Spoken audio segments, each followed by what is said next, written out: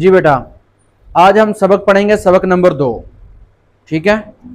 अऊज़ु बिल्लाहि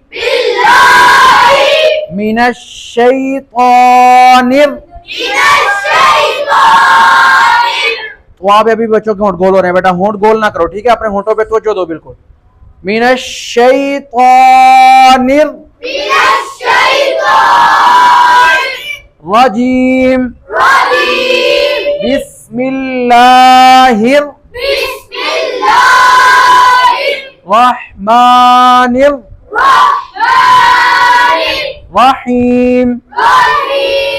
मुरक्कबात, मिले जुले लिखे हुए हुरूफ को, हरूफ नहीं बेटा, हुरूफ को मुरक्कबात कहते हैं। आज आपका सबक होगा मुरक्कबात का। ठीक है। मुरक्कबात की तारीफ आपके सामने लिखी हुई है।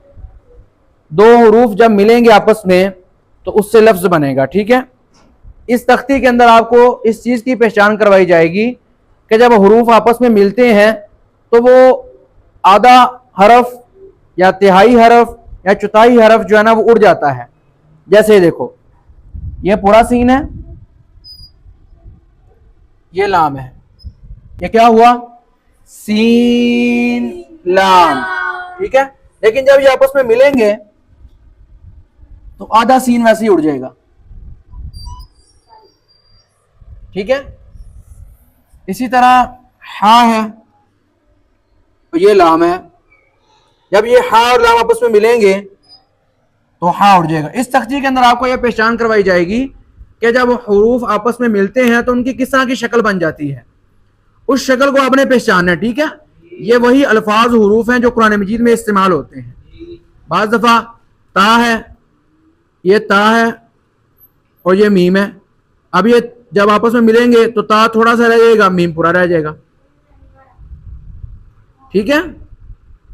तो इस पूरी तख्ती के अंदर आपको इस चीज की पहचान करवाई जाएगी कि जब हुरूफ आपस में मिलते हैं तो उनकी शक्ल किस तरह की बनती है। ठीक है। इस पूरी तख्ती की आपने मशक करनी है और इसको कम से कम घर से एक दफा आपने लाजमी लिख के लेके आना है, पूरी तख्ती को। ठीक है।